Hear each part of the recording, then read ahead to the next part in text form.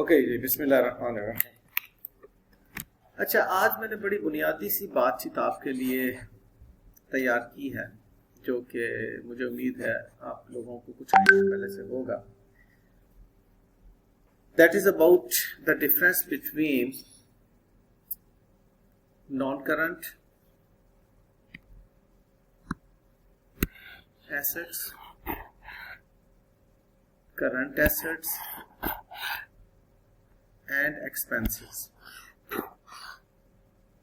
अब ये तीनों दरअसल एक ही ग्रुप की आइटम्स हैं। उस ग्रुप को हम कहते हैं डेबिट ग्रुप, ठीक है, क्योंकि उस ग्रुप में एसेट्स और एक्सपेंसेस होते हैं। नेचर इन तीनों की आपस में मिलती है। इनको अगर मैं इकट्ठा ब्रैकेट करूं तो इसको हम कहेंगे डेबिट ग्रुप। इसकी पहचान बहुत जरूरी है और इसका relationship with the reporting period बहुत जरूरी है।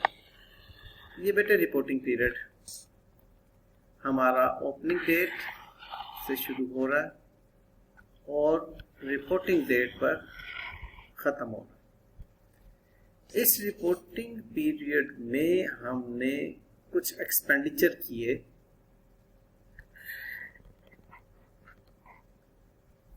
ये एक्सपेंडिचर आपने किए।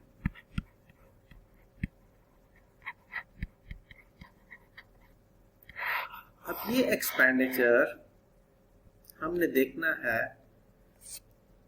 कि इसमें से एक्सपेंस और एसेट कौन से एक्सपेंडिचर है और उन एसेट्स में से कौन से एक्सपेंडिचर करंट और नॉन करंट एसेट्स है। ऐसा एक्सपेंडिचर जो आपको ड्यूरिंग द ईयर बेनिफिट देकर एक्सपायर हो जाए, ड्यूरिंग द ईयर का मतलब ड्यूरिंग द रिपोर्टिंग पीरियड। एक बहुत इंपॉर्टेंट बात ये ज़हन में रख लीजिएगा कि रिपोर्टिंग डेट को हम प्रेजेंट का लफ्ज भी बोलते हैं। Present means the date on which we do report. इस दिन हमने फैसले करने होते हैं कि किसको हम एक्सपेंस करार दें, किसे एसेट करार दें, किसको लायबिलिटी कहें, किसको इक्विटी कहें। इस रिपोर्टिंग डेट पर फैसला करना होता है। इससे पहले हम जब रिकॉग्नाइज कर रहे होते हैं उस वक्त हम एक अंदाजा जरूर लगा लेते हैं कि इसमें एसेट बनना है, इसमें एक्सपेंस बनना है, लेकिन अल्टीमेटली हमने रिपोर्टिंग डेट पे देखना होता है कि वाकई जो हमने एसेट बनाया था वो एसेट ही है। इसकी एग्जांपल देता हूं, बड़ी सादा सी एग्जांपल से कि आपने 1 जनवरी X3 को इस साल शुरू किया और इसकी रिपोर्टिंग डेट है 31 दिसंबर X3। ड्यूरिंग द ईयर आपने फर्ज कर लेते हैं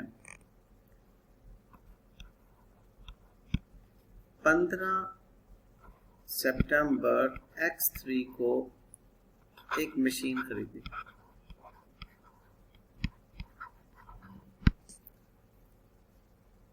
अब मशीन खरीदी, आपने कहा कि 5 साल चलनी है, 10 साल चलनी है, आपने इसको एसेट रिकॉग्नाइज कर लिया। लेकिन जब आप इस डेट पर पहुंचे तो मालूम हुआ वो मशीन डिस्ट्रॉय हो चुकी है, डैमेज हो चुकी है।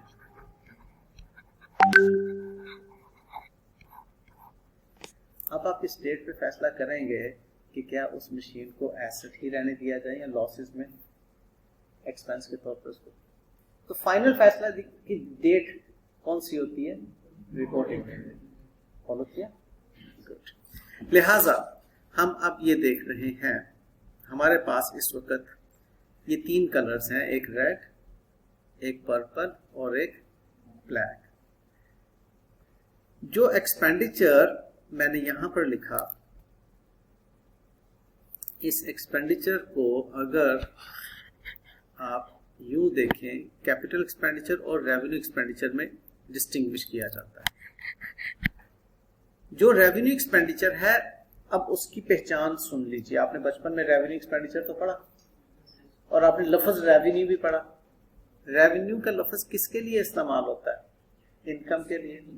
तो ऐसा एक्सपेंडिचर जो रेवेन्यू को अर्न करने के लिए इनकर किया उसको रेवेन्यू एक्सपेंडिचर कहते हैं। और स्टेटमेंट ऑफ प्रॉफिट लॉस में लिखा जाता है ना रेवेन्यू, उसके अगेंस्ट वो रेवेन्यू एक्सपेंडिचर्स लिखे जाते हैं एक्सपेंसेस के तौर पर। लिहाजा वो रेवेन्यू एक्सपेंडिचर आपका रेड इंक में यहीं पर एक्सपायर हो जाएगा, यहीं पर खत्म हो जाएगा। जो कैपिटल एक्सपेंडिचर है उसके बारे में हम देखेंगे कि वो करंट और नॉन करंट की डिस्टिंक्शन में जाते हैं। अब फर्ज कर लें आपने इन्वेंट्री परचेज की। अब इन्वेंट्री आपने परचेज की, लाइक मैं यहां पर एक एग्जांपल देता हूं इलेक्ट्रिसिटी बिल की। इस इलेक्ट्रिसिटी बिल को हम क्या ट्रीट करेंगे बताइएगा जरा? एक्सपेंस ट्रीट करेंगे।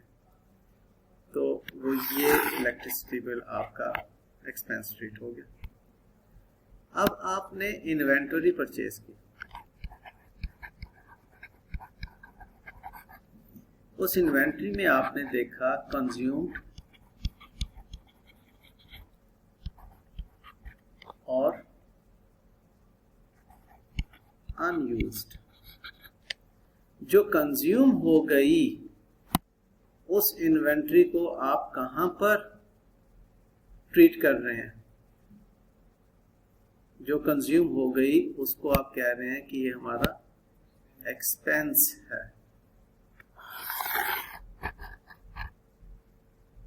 और जो आपकी इन्वेंटरी अनयूज्ड है उसको आप कह रहे हैं कि ये हमारा एसेट है। क्यों? क्योंकि इसने नेक्स्ट ईयर कंज्यूम हो जाना। तो हमने क्या देखा? जो अगले रिपोर्टिंग पीरियड में कंज्यूम होती हो उसके बारे में हमने इस डेट पर फैसला करना है, इस डेट पर फैसला करना है, वो करंट एसेट कहलाएगी। और अब आपने एक मशीनरी परचेज की।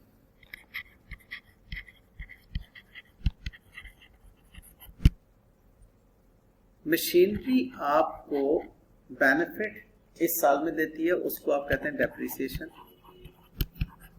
एक्सपेंस।